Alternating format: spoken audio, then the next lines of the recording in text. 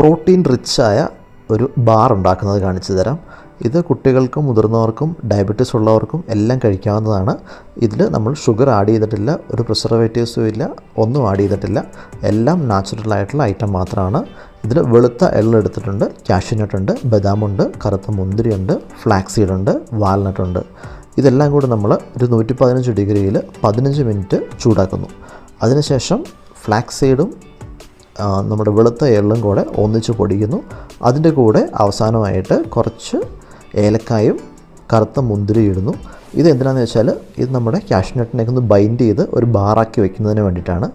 ഇനി ഈ പൊടിച്ച് വെച്ചതിലേക്ക് നമ്മൾ വറുത്ത് വെച്ചിരിക്കുന്ന കാഷ്യൂനട്ടും ബദാമും വാൽനട്ടും ചേർക്കുന്നു. അതിലേക്ക് നമ്മൾ ആഡ് ചെയ്യുന്നൊരു സ്പെഷ്യൽ ഐറ്റമാണ് നമ്മുടെ ചെറുതേൻ.